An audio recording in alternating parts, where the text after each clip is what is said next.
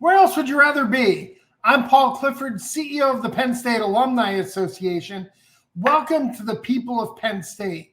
Each week on the podcast, you can expect to hear the voices of Penn Staters talking about what they're passionate about, and you can expect to feel the pride and the power of Penn State Network. Well, talk about someone who swells thy fame of dear old state. Today, we are talking with Sam Coffey. Sam is a professional soccer player who plays midfield for the Portland Thorns in the National Women's Soccer League and is also on the U.S.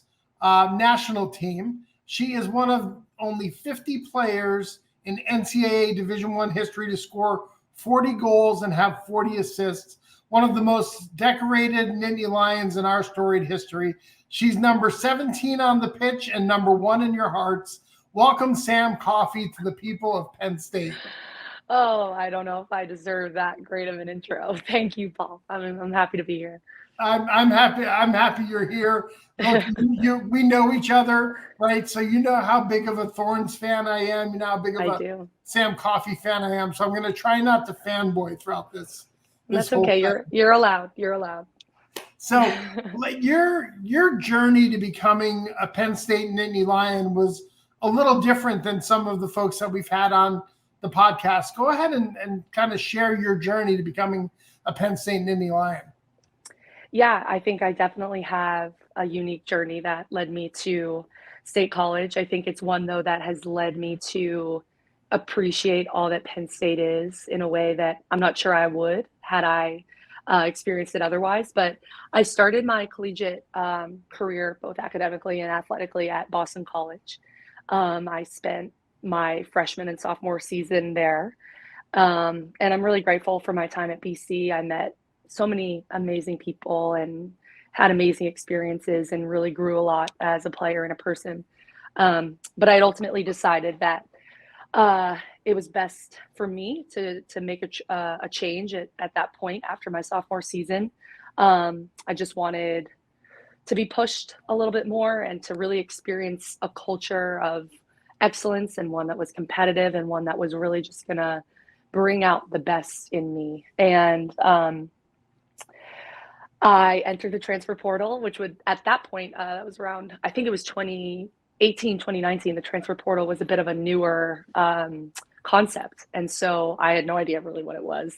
But I entered the transfer portal and was just kind of waiting to hear, all right, like who's going to reach out to me? What, where am I going to end up? It was a total gamble, and one that was really scary. And I look back at it retrospectively and I'm like, I really was just going out on a whim here to really follow, of course, this dream of mine that I've had since I first touched the ball. But it was like a divine process. It couldn't have worked out better than it did. I think maybe a day or two after I entered the portal, I saw an email in my inbox from Erica Dombach, and that, of course, was a name that I knew and respected, and as many do. And if I'm being honest, like I saw her name in my inbox, and at that point I was like, okay, I think I'm done. If she wants me to come play for her, then that very well might be it. And I talked to some other schools, but Penn State was the only place I visited. I went to State College, did the trip to State College in a day from Boston. It was quite a day. It was a long one. And there's not exactly a direct flight into State College Airport, as you all know. But I did the trip in a day. And if I'm being honest, I totally had a feeling when I went there, like I had a sense within me that this was where I was meant to be. But I still wasn't sure of anything at the time. Like, it was, again, such a scary decision to make and such a gamble that I was taking. I mean, you visit a place in less than 8 hours. How are you supposed to know if it's worth spending 3 years at? But I did have a feeling about it. I had a feeling about the place itself. I had a feeling about the people. I had a feeling about what I was being told about the culture of this program, what I had heard from students not involved in athletics. I had some friends that had gone to the university as well. And I had a feeling that I couldn't deny. So I committed, I think the next day or that night, one of the two. And it was literally within the first week I showed up. I wasn't even training that first week because of medical purposes. You have to go through all the clearing processes and whatnot. it was within that first week that I could not have felt more sure that this was the best decision I've ever made, and that it was going to lead me to everything that I was hoping it would. And so it took some back roads to get there, but I not only got 2 seasons, I got a third. Technically, I got 3 years at Penn State, which it felt like I was making up for lost time. I think I always felt a little bit um, upset that I didn't just start there, and that, like, why did I have to go through the transfer and all these things? And I mean, I'm a firm believer that everything happens for a reason. And so the fact that I did get this bonus year through COVID, which is bittersweet, obviously, for everyone, was really a blessing in disguise. But I think the transfer allowed me to appreciate what I got at Penn State in ways that I probably wouldn't have had otherwise. And that was something I was very adamant about in sharing with my teammates at Penn State. Like, this place isn't normal. There are places out there that are not like this. And what we have here is special. And I wanted everyone there to know that. And I never wanted to lose sight of that, because I couldn't be more grateful for what I walked into through this transfer. And I had no idea that it was going to lead me to what I got. And I just, so much emotion comes up even talking about it, because, I went looking for like a change, a switch up, a better program. And I got friends and family for life. I got lessons that I never would have learned. I got this culture that is so excellent and just breeds excellence. I got everything through that transfer. And so I couldn't be more grateful that it happened. It was one of the best things that ever happened to me. You entered the portal with 17 goals and 24 assists. You were just named All-American. So it was likely that somebody was going to snag you. But to find, to get that email and to find home is just serendipitous, right? There's no other way to put it, that the one place that you decide to go visit becomes this forever place for you now. Yeah, totally. Again, like I said, like I loved Boston. I loved BC.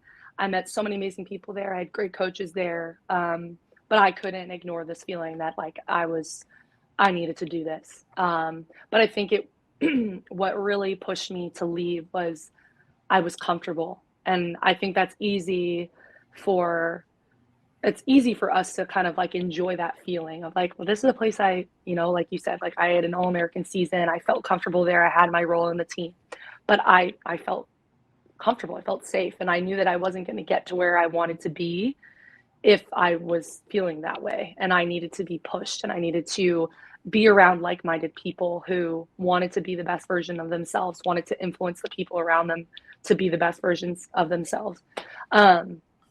And so I think just like that push to get out of my comfort zone is ultimately like what led me to so many incredible things at Penn State and thereafter. So Sam, that's, you have to understand, like, that's not like normal people don't feel that, right? Normal people, right, seek comfort, seek security, right? Mm-hmm. And so like, it's like next level kind of emotional intelligence, self-awareness, right? What was it? What is it that drives you, that actually, where you find kind of comfort in being uncomfortable, right? That says, wow, things feel a little too good. I need to disrupt. Yeah, I think it's a fine line between like, oh, well, things are going really well. Do I have to change things? That's not always the answer. But I think it is when like, your potential, your drive, what's within you. And this is any field, right? Like, this is athletics, this is business, this is school, like whatever it might be. When something is easy for you, or like you're just going through the motions, or it's like you are just kind of in this monotonous cycle of comfort. And I think I felt that a lot at BC. Like I just wasn't pushing myself the way that I knew I needed to. And that, I loved my time there at the program, but the culture of the program was not one that I felt was going to lead me to all that I had aspired for. Excuse me. And so Yeah, it's a fine line between like, oh, well, things are going really great right now. Like, I have to change something. That's obviously not Right. what I'm saying. But I think there is an innate sense within us, especially those who are driven, that where I am right now is a safe place. And I know that only good things can come from being out of your comfort zone. And that is a scary feeling. Like, it is hard to kind of consistently be pushed and driven, and like that is what I'm learning so much about being a pro now too, is like the whole year is just living outside of it. Yeah. And that's hard, but it's like the growth and the reward and the lessons learned and the just like the the fruit that you reap from that is just unbelievable, and I would have it no other way. And I often like share that with younger players aspiring to be in similar positions. Like, it's a scary thing to do, but we are all capable of it, and it's something that is so necessary in order to like find out all that we're capable of. Yeah. Let's switch gears a little bit here, because you were also pretty accomplished on the academic side. So talk about what you came to Penn State to study, what your initial career goal, say professional soccer didn't work out, right? What would Sam Coffey be doing today as a profession? Great question. Something I think about a lot. I have a lot of different ideas, but I will say my family is like this breeding ground for journalism and for writers. And I think I naturally would have fallen into that path. My dad is a sports writer. My mom worked for Scholastic as well for many years. My brother and sister are both in the field. Sister is a beat writer for the Phillies and the Philadelphia Inquirer. And I love to write. I've always loved to write. I think I never, ever, ever was one that naturally was good with numbers or with, honestly, like anything science related, if it wasn't some sort of social science or environmental science, like things I actually like. But writing for me was always like riding a bike. Like, it came to me very naturally. And so I think if I weren't a soccer player, I would definitely be in that field in some capacity. I'm not sure exactly how, but it's still something I love to do now, even just in a amateur way, or if I can do some sort of like feature writing for someone or some publication, I love to do that. But I would say definitely something along those lines. Well, I know you had the opportunity to write for the Penn Stater magazine. I did. So we published a piece there by you a couple of years ago. One of my prized possessions is my autographed copy of that article. But talk a little bit about some of the other things that you were involved outside of soccer at Penn State. Sure. I would say the majority of my time I really spent outside of soccer was spent with Penn State Christian Athletes. That was a group that I was really involved with, and later became president of toward the end of my time at Penn State. And really just one of the core reasons that I felt so at home and had so much community in State College was through that. I was never like officially involved in like the Thon or the Sob, but obviously like I loved that part of the year where we would go and do athlete hour, and usually we'd have a girl or two dance during Thon weekend. But women's soccer took up a lot of my time. I will say Sure. that it was a full-time job. So there were so many things I think I wanted to do that sounded great on paper, maybe to get involved with at Penn State, and things maybe I wish I could have done. But I felt grateful, to have time, at least for one other club, kind of other than what I was doing athletically. But I'm not the Allie or the Carrie where they're, presidents of all these different things. I was like, I don't have the capacity for that. Yeah. Shout out to Allie Schlegel, fan of the People of Penn State podcast. So Sam, you know this about my family. We're huge Thorns and Timbers fans, right? PTFC. So what was it like standing on the pitch for your first time in Providence Park, an environment that's unlike anything else in at least American soccer, right? What was it like for you to stand there and for your first professional experience, and it's like, wow, this is crazy, and then have to go play a game? Oh my gosh. Yeah. I think like I can't even put it into words. I couldn't even tell you what was going through my head because I don't think it was much. I think I just like all I could express was just this feeling of awe. And you're just like blown away by the energy in the stadium. And not only is it just like this incredible structure and it's so beautiful and everything, but like it's just packed with Right. people that love you and that love your team. And the energy in there, and Paul, like it is palpable and it influences us so much. And we try to express that to our supporters, that like the energy that our supporters bring game in, game out is so paramount to our performance. Like it is genuinely a weapon that we have against whatever opposition that we're facing. And so I think the initial feelings though, and I mean, still every time I stand out there for the national anthem, like I just take it in,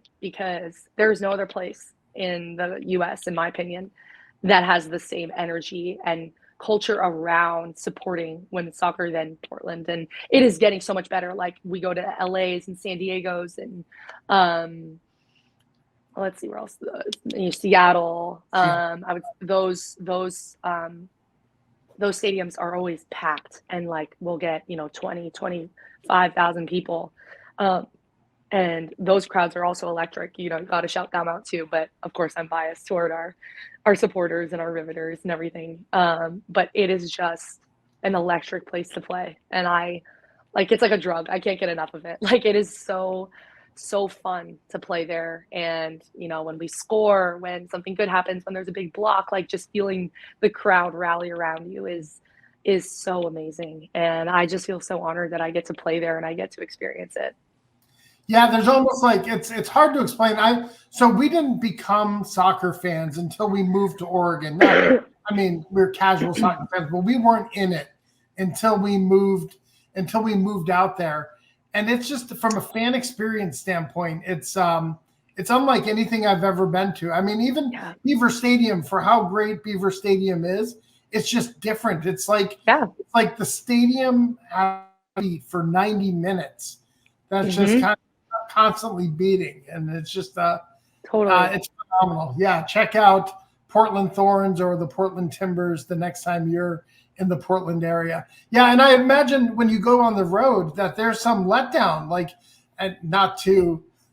I know we got some friends on these teams, right? But you go to Chicago or you go to Gotham and it's a different environment. I mean, it is totally. Yeah. And again, like I would say those markets are just like, the league is just improving, and it's so exciting to be a part of right now.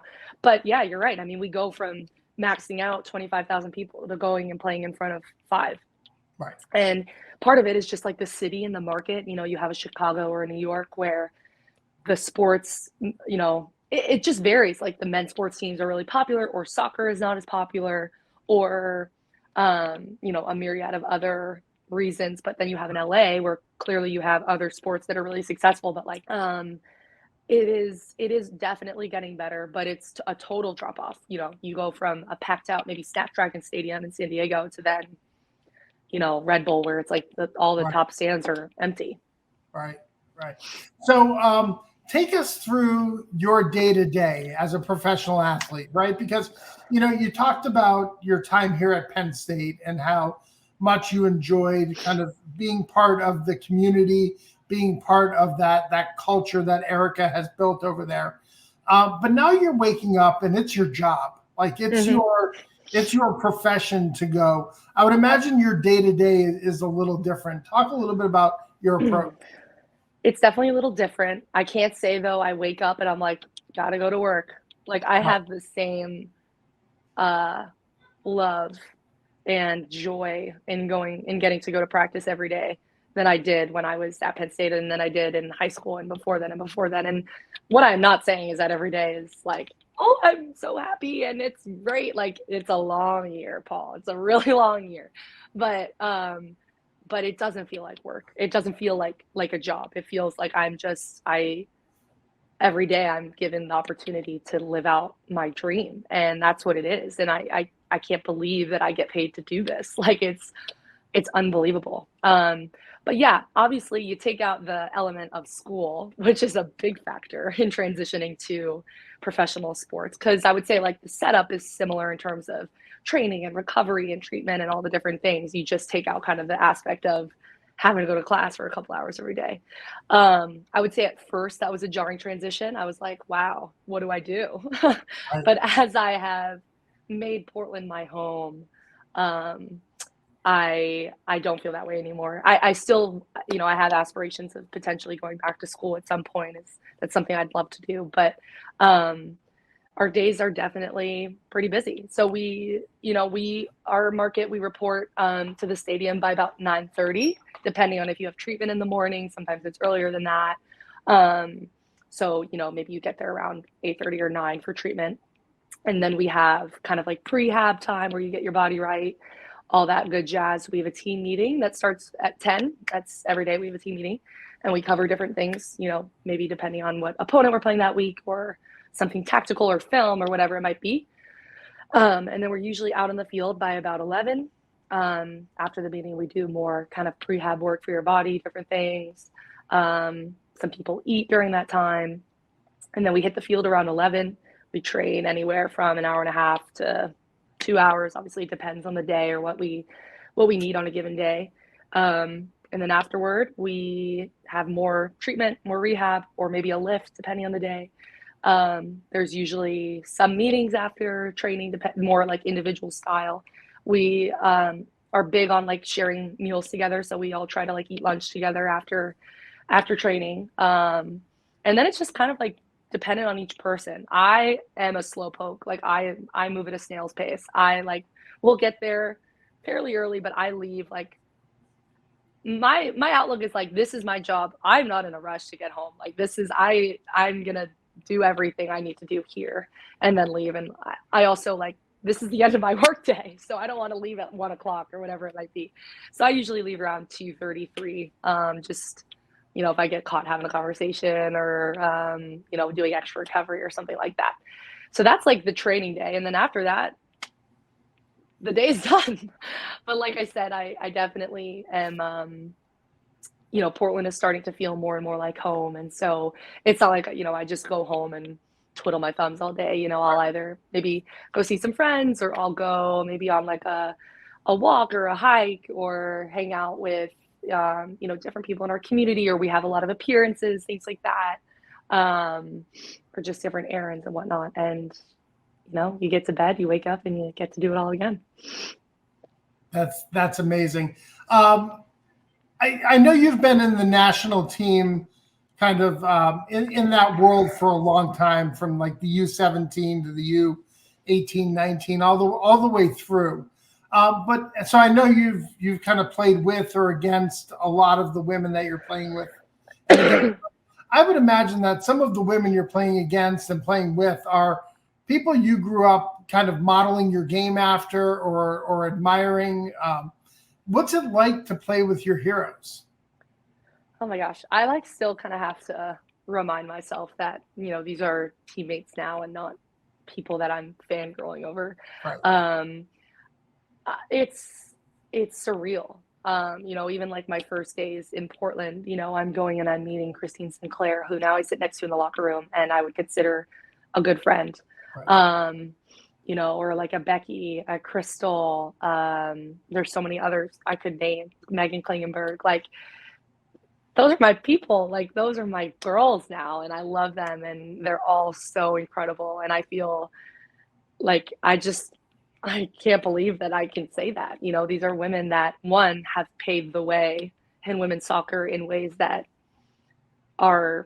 I don't think any of us could have ever imagined, and have done more for the game than words can express.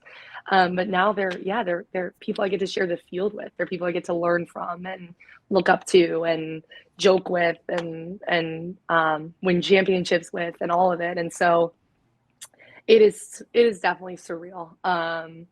But again, like I talked about, getting out of your comfort zone, I want to be the best I can be. I got to train with the best, and I get that in Portland, and obviously with the national team. And it's just these incredible environments that I get to learn in and I get to grow in, and I just feel really grateful for that.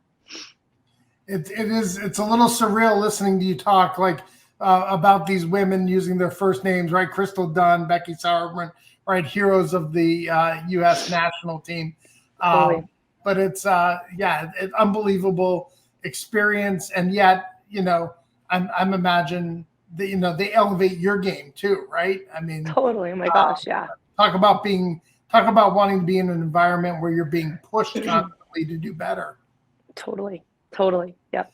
So your time at Portland has had some ups and downs. Certainly, NWSL champions your first year, an amazing experience. The team has been sold, right? There's been some scandals. There's been coaching turnover.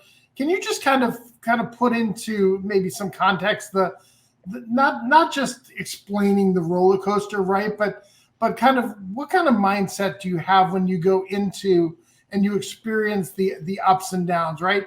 How do you kind of acknowledge that stuff's happening, and yet when you go out on the field, right, you have a job to do, and so kind of how do you handle those frustrations and those distractions? Yeah, it's definitely been hard, and I think anyone in our locker room will say that. I think I had to learn quickly how to do that, and I would say our team did a great job of like showing us, specifically us younger players, how that is done, and also just like the importance of conflict resolution, which I think is a huge area in any line of work. I came in on the tail end of like the Paul Riley investigations. And then, that year brought some more scandal.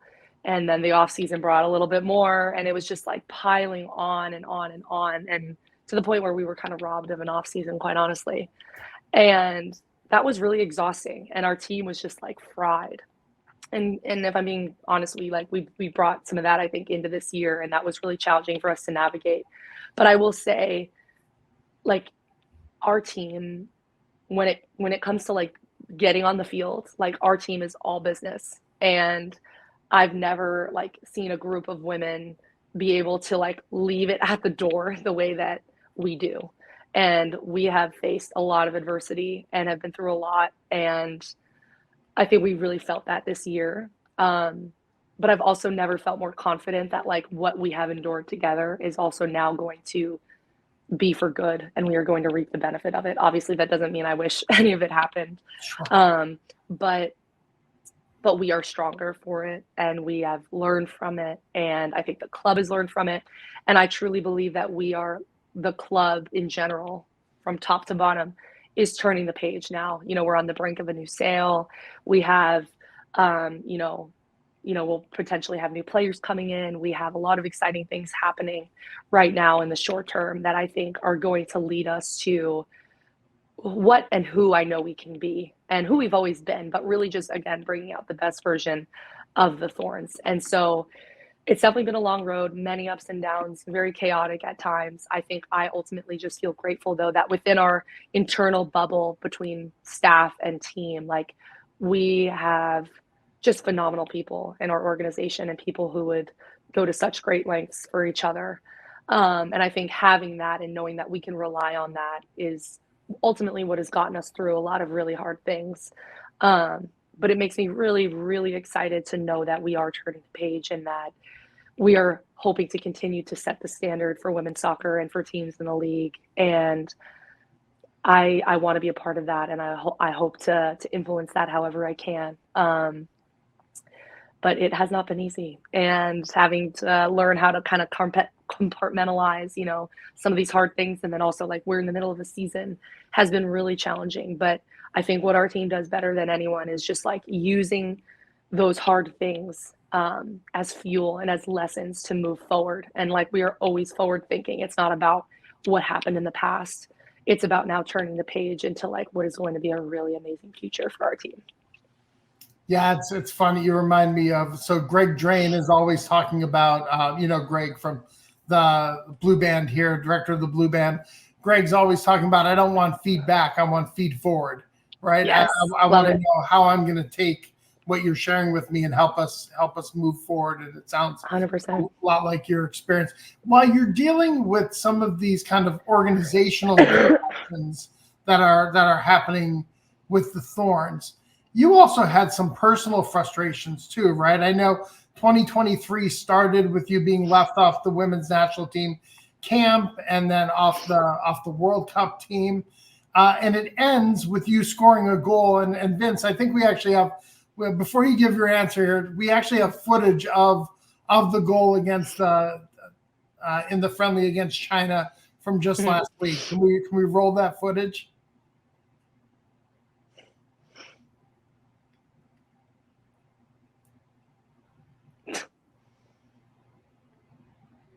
Unbelievable. And fans in Happy Valley were screaming. It's readily apparent you don't know how to celebrate. Yes, it is very apparent. Yeah. I don't at all. I don't even think I really did in college, honestly. I wasn't ever very good at it. Yeah. But that's okay. I feel like that's not a thing I need to be good at. So talk about kind of your national team journey just in 2023, the best of times and some of the challenging times. Totally. I mean, it definitely had it all. I would say, like you said, Paul, like it started off on a really challenging note with getting left off the roster. And I think what was frustrating is like I had finally arrived at a point where, especially like within the league, like I really felt like I belonged there. And I felt like I was playing well enough. And I felt like I felt confident. I felt like I was playing some of my best soccer. And then to have to watch the World Cup from my couch was just this like really tough thing to navigate. And, you know, something I worked on a ton with, you know, my therapist. I have a mental performance coach I work with that's been so helpful with my teammates, with our coaches in Portland. Like I had such a village help me through that. And I couldn't be more grateful that I did, because I don't think I would have made it through the way I did had it not been for them. But it was just a really hard summer, and no part of me wanted it to go the way that it went. I had arrived at the point too where me hoping that the team didn't do anything. Like that was not at all my hope or my focus. I wanted them to go and I wanted them to win it. I genuinely did. And so for it to go the way that it did was also just hard to watch. Obviously, like going through it is a completely different story. But it was incredibly disappointing, and so many emotions came up, and then still having to kind of play at the same time while you're going through that was another, you know, difficult obstacle to face. And I am not one, like, I don't play soccer to prove anyone wrong. I don't play to prove I belong on any team.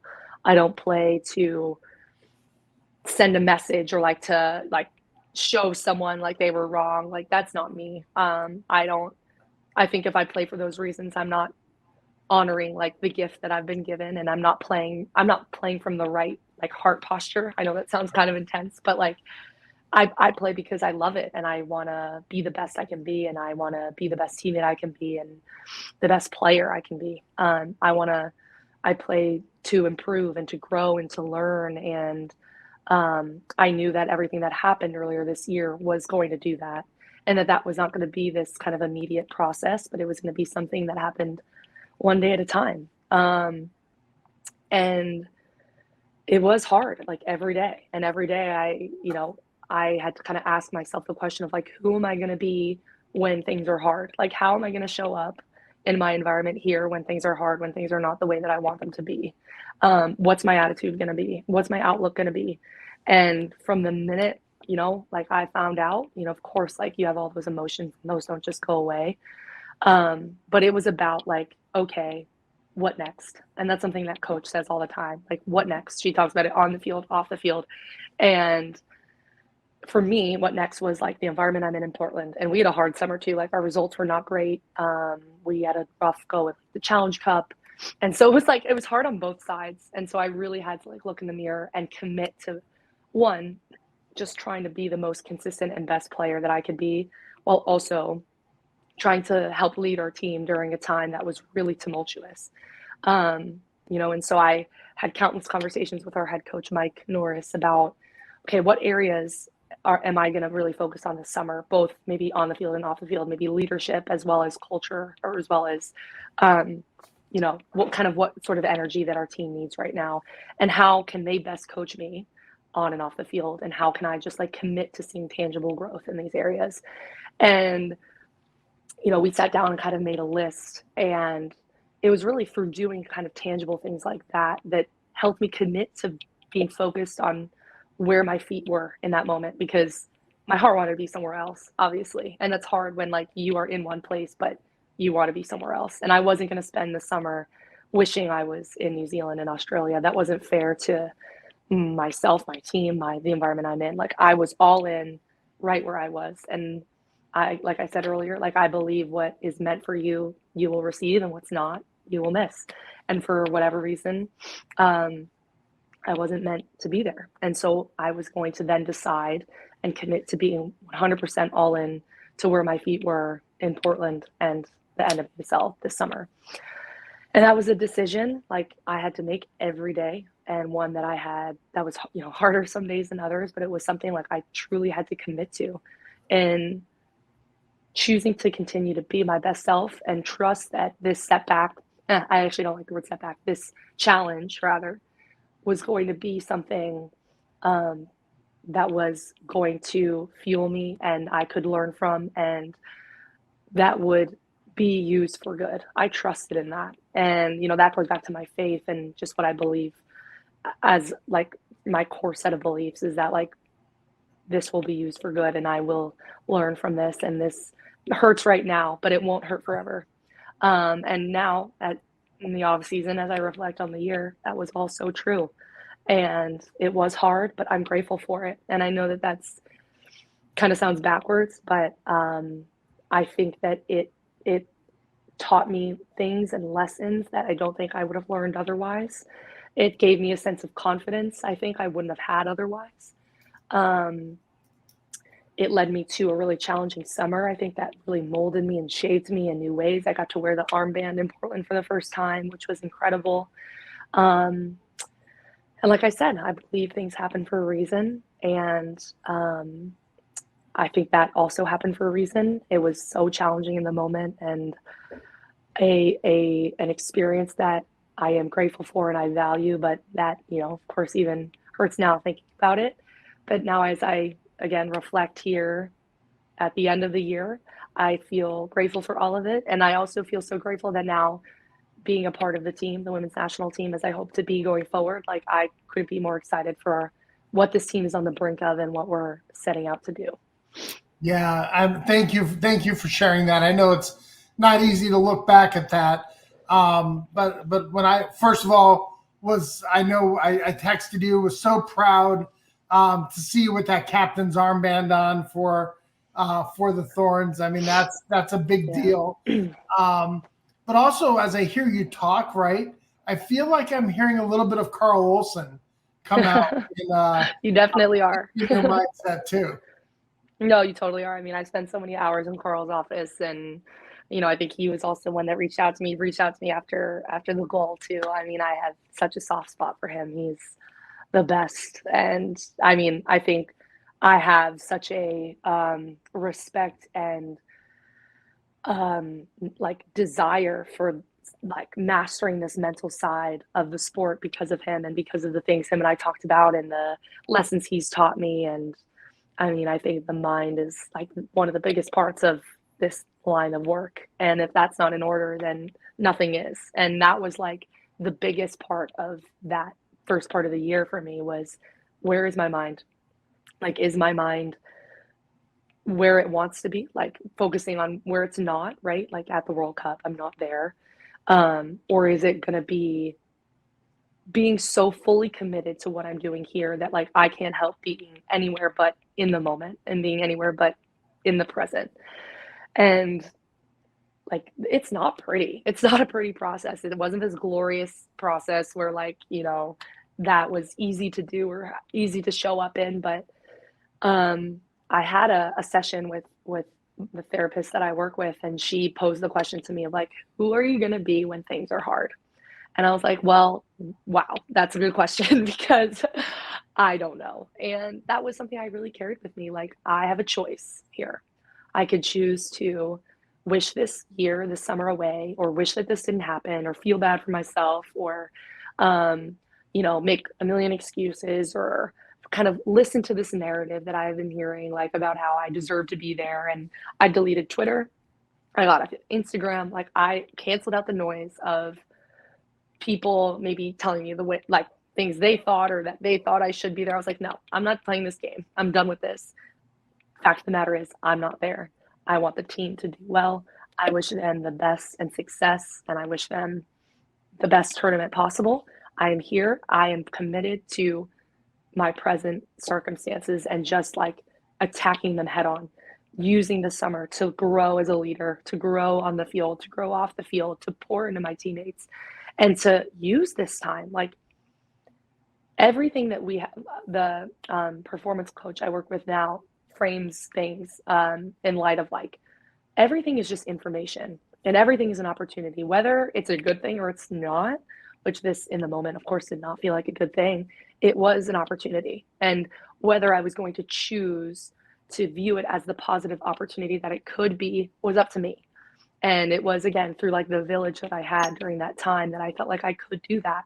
And I could face the challenge head on and attack it and go through it instead of wallowing my way through what was really difficult. And if I'm being honest, I don't have the resources, the capacity, the mindset, the outlook, the skills to do those things if not for my time at Penn State. This is the People of Penn State. I'm Paul Clifford. I'm joined today by two-time NWSL Best XI, Sam Coffey. She plays for the Portland Thorns. She is a Penn State legend. She's on the U.S. women's national team. Well, Sam, at the end of each podcast, we like to have a little bit of fun and throw some quick hitter questions at you. So kind of first thing that pops to mind, okay? Okay. All right. Favorite class at Penn State? Can I give you like 5? Okay. Okay. Intro to the sports industry, Mike Portman. Yeah. Shout out Mike Portman. I did an independent study with John Affleck. That was so fun, like not school at all. So that. I did a sports and society type of course with Amira Davis, who's now like a good friend. Like, we keep in touch. She was at the game in Dallas. We text all the time. Like, the fact that my professor has now become a close friend is like so ridiculous that I love it. So love her. And I did. I think I honestly, I have to give this one takes the cake, because I took this class with Ann Cook, our assistant coach. Right. This was my last year of school, quote unquote, when I was really just taking courses to stay eligible. And it was the ethics of performance enhancing drugs, which I know sounds like an oxymoron. And it was this 5-person course with Javi Lopez. I don't know exactly which school or like which field he's in, but it was like 5 students all doing like their master's or their doctorate. And me and Ann Cook are like in the background, just offering the class laughs and jokes. And that's about the extent of our contributions. Maybe not Ann, I'll speak for myself. But it was just like ridiculous that I was taking a class with one of our coaches and I got a lot of smack for it. But I would have to say those were my favorite. I know that's not an exactly lightning round, so sorry. That's great. Your most memorable soccer moment? Oh, Paul, geez.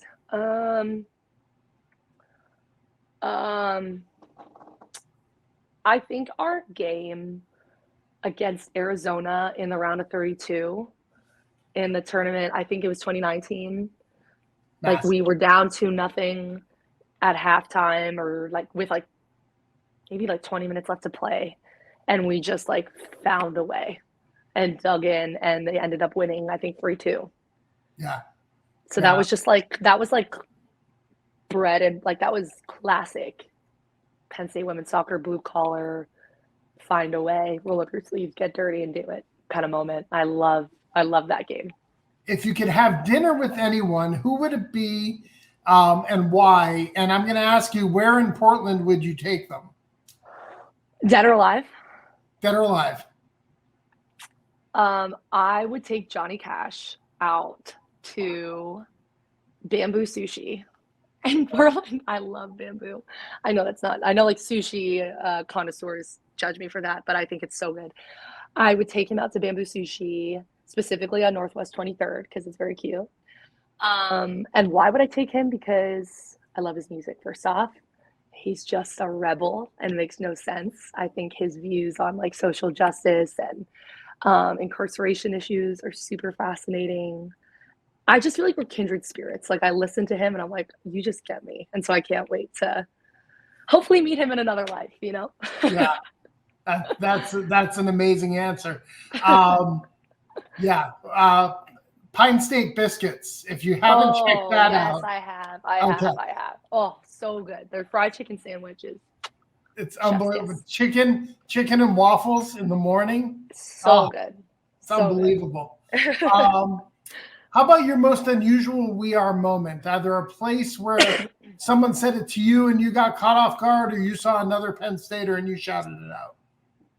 I will say there is a fan in Providence Park. Every time we go around thanking the fans after a game, shouts "We Are" down at me, and I always shout back.